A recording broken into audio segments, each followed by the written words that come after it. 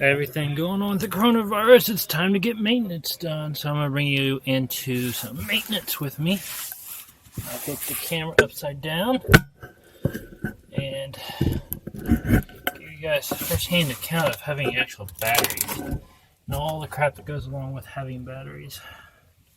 At least lead acid, not lithium. I've already killed the power to everything. I'm having some power problems right now regarding the system. I have basically, the charge converter I thought was going out and it was kicking off my generator. And I looked in the thing to find out why it was kicking off, why that light would be going off, because I'm only pulling 55 amps from it, and I upped it up to 100 amps because I thought that was going bad. But after reading the instructions books, the instruction book said that it could possibly be along the lines of a short in the system. The only thing you can consider to have a short in the system is maybe a bad battery. So I'm going to go through or something along that line. So I'm going to go through and clean everything here. We'll hear that acid go. Clean and do some maintenance on the batteries just because it really needs to be done right now. I got corrosion up there and corrosion right here too. And get rid of it. And I'm checking the voltage on the batteries, make sure they all match. I had the power turned off right now. I really should be pulling in the power. Hopefully I don't forget to turn on the solar charge controller because the generator keeps kicking off anytime I get a large load going on it. I'll be right back. Got a hole in these and I don't like messing with acid. I should have a respirator on right now, but those are in short supply. Anyhow, so I have baking soda water, and the reason it's blue is because there's some, I believe, copper sulfate. Oh no, the copper links are getting acid that thing, and I got baking soda, and I think it's coming off creating copper sulfite or something along the lines. I don't know the exact chemical designation of it. All I know is I dropped the copper in there to clean it, and it comes up like that. So it's kind of nasty in here. Although you can tell that I have a good connection on my joints because you can see there's still the copper on the bottom. But, and here the hiss. Actually, I think my mixture is neutralized because nothing is fuzzing up anymore. I'm gonna go make me some new fresh stuff.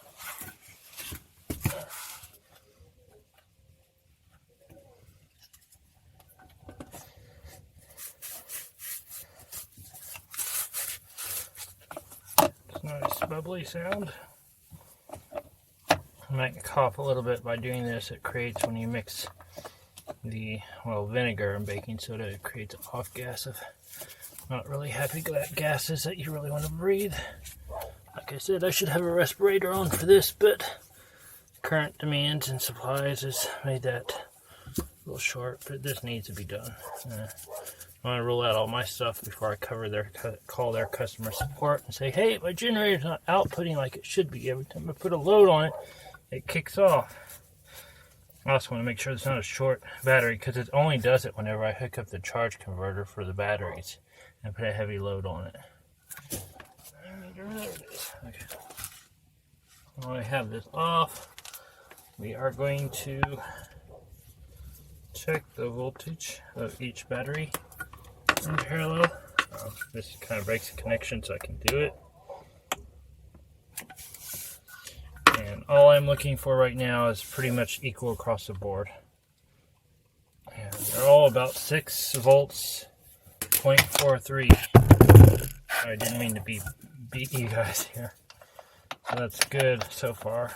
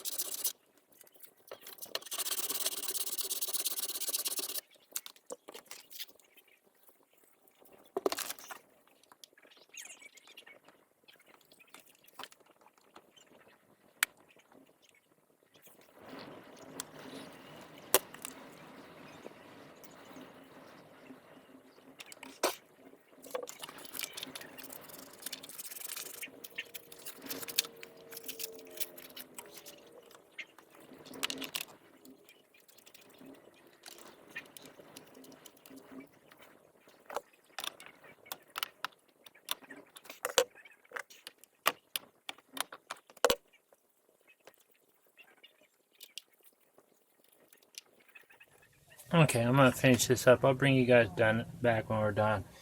This one corner battery is 0.2 of volts lower than the rest of them. The rest of them are on par. So I'm gonna clean up the connections on it, clean up the connections on the other side. We'll fill it up with water and call it good for a battery. All right, so I went ahead and cleaned off all the connection, cleaned off the top of the battery. We're gonna fill it up. I got this water thing there in Quartzsite last year.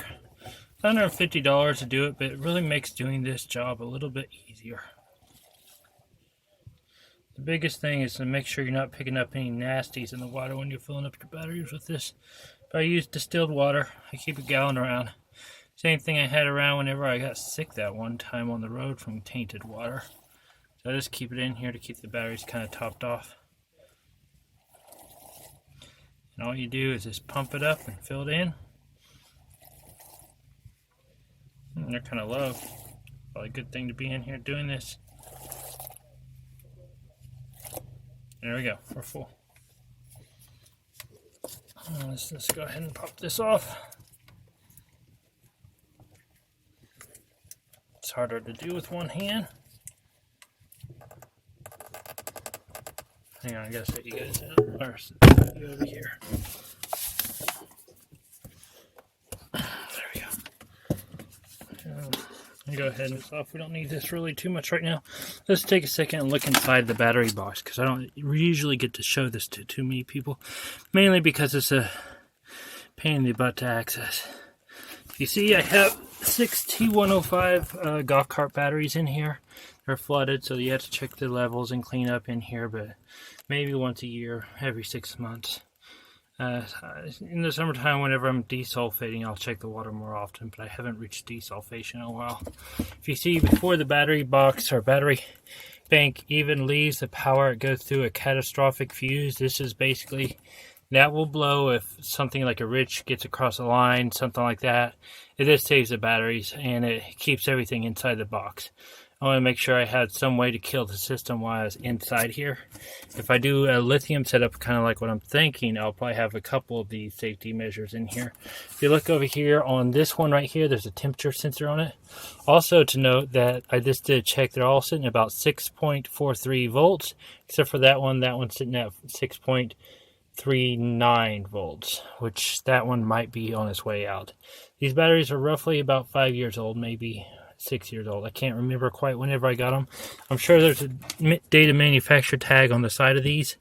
I don't want to get them out to see it. I will go back to my photo records and get a photo of it and see what's going on there. Basically, I have them in a plywood box, and it is latched down. The box is coated in a fire-resistant paint that bubbles up if it catches fire. It's more or less to slow it down. Mainly the reason I had the catastrophic fuse in there is because these cases can get really hot. The other thing is they offer gas, hydrogen. Now, I put them inside the bus on purpose so I wouldn't have to worry about security on them outside the bus, because I heard rumors that everything was hearsay whenever I was building this out, so I had to go with whatever I had there. People stealing batteries from coaches because they can get $50 off of them for a core charge just for the lead of it. And when people start to steal and stuff, they go for it. So I put it inside the bus for security purposes. I won't do it on the next one just because of venting and everything else. I actually pull the vent. This has a little 12-volt fan here inside here that pulls it with a little not 3D printed thing. I wish it was 3D printed, but it's not sealed very well. Anyhow, we're going to turn on the fan right now. That'll turn on the fan. It has a fresh air intake coming from underneath the bus. This goes out the side of the bus. I've had it leak in here before. It's not fun. Never is. Let's see. So this is coming off the battery right here. This is my DC distribution box. This is where all my records are. It's another thing I'm going to actually check here in a second. But see, it's only 12.7, so it can't be pulling that much power. I thought maybe I had a shorted cell, and that's maybe why my charge converter was pulling too much power from my inverter. I'm going to call them here in a little while, the inverter place, and see if I can figure out, or not the inverter place, but the generator store, to find out why it's kicking off the inverter whenever I put a large load on it. And this is 100 amps at 14 volts, so it shouldn't be pulling no more than 1200 watts to 3,000 watt inverter. This is a 2,000 watt pure sine wave inverter.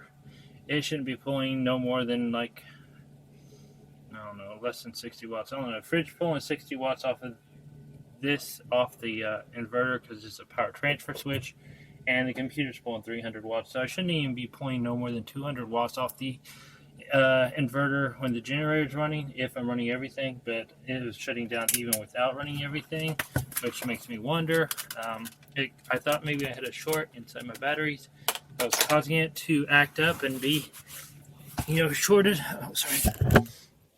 Let's see, we got that on. Let's turn the solar gain on, solar power on, and make sure I got everything turned on. Oh, the inverter's turned off. I like these little boat switches for turning power on. They're basically designed for 600 amps, like continuous, I think. I think that's the rating. I can't quite remember. But basically, you can tell when it's on flow, on, and everything else. Inverters turn on, power's turn on, and we're bringing in power, but we're not bringing in that much power. We're bringing in about 480 watts. And for whatever reason, it seems to be, even though I have a 800 watt power system, I never bring in any more than about 650 watts when it's on. I've seen it hit 750 one time ever in the entire time I've had it in the last 5 years. So I'm not quite sure what's going on there. Anyhow, so and just let that charge for a while. And I'm going to go start up the inverter generator and see if I can get it to kick on and off. And if it does it again, I am going to call customer service and figure out what's going on with the inverter generator. Also, I am supposed to be getting the parts today for my hot water heater here. And the flies out here are horrible. If you ever plan on coming to the desert, flies are horrible in the desert. Alright, bye. Alright, so what's going on is I ran into some generator problems. It will not power my batteries. I thought it was actually something to do with my inverter, because I just got done replacing all the electrical on my instant hot water heater and my charge converter, and nothing was working right. And now I think maybe I had a random voltage come out of my generator. It's a Champion dual fuel 4,000 watt or 3,000 watt, 3,500 watts, whatever it is, depending on the fuel, inverter generator. Now every time I hook a load up to it, a large load, it actually kills it and stops the inverter portion of it. And it's running kind of rough. So I called Champion just a second ago after I double checked everything on my end. That's part of the reason I did the batteries before, cleaned all the lugs. And they said it's still under warranty, so they got a place here in Havasu they're working on. So I'm going to go take it up there real quick and get it worked on, and hopefully have a generator again and can edit a little more efficiently again. I've been kind of editing only whenever I have enough power and can leave the system to charge long enough, so I haven't been editing as much right now. So we're going to go do that, and yeah, and try not to sweat a ton. Let me get...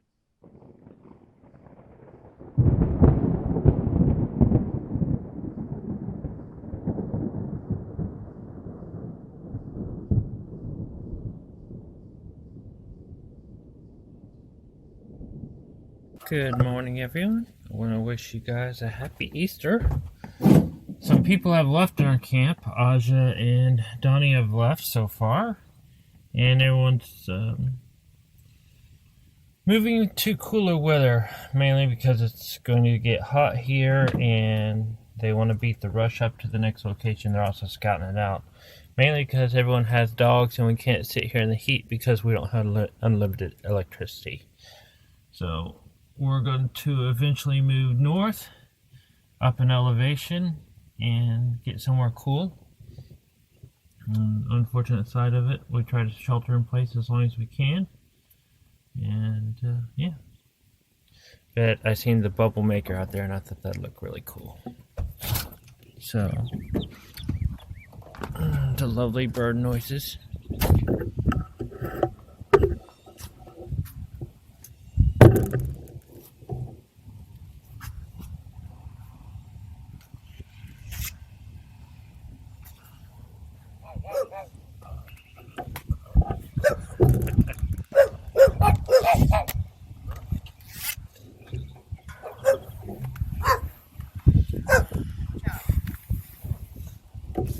morning. The Easter Bunny left something for you. You know, I wish I had a step. Look, I'm waiting for Jimmy to wake up. I put it on his step. Oh, cool. Thank you. Yeah, wasn't it fun? That is fun. Awesome. And you got me recording. We did a little pick-me-up. What? We do. You got me recording. Oh, really? Yeah. Oh, seems all planned and shit. No. I was Yay, I know. Isn't that thing fun? I should have got more of those. This is the new standard. I'm never using the tiny one again. What we need to do is make our own giant bubble thing. Right. Have giant.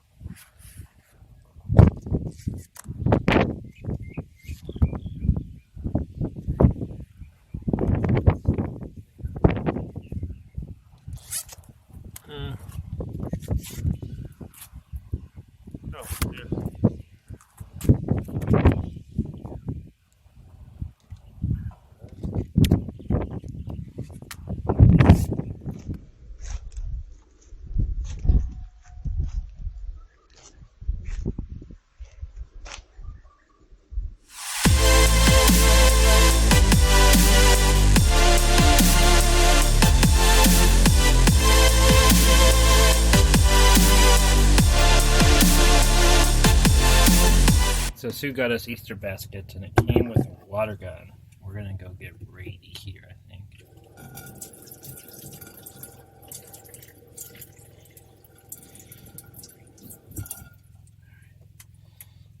And it's loaded. Let's see. Ooh, and it works good. And there's not many rounds, but we're gonna go see if we can get Brady. You guys. Did you get your Easter basket yet? No, I have not gotten my Easter basket. Damn you! Damn you! Get the shit out of here! You want to escort me? I'm throwing crap. I'm telling you. No, Dad! Right in the face! It's better than anywhere else. You have parts.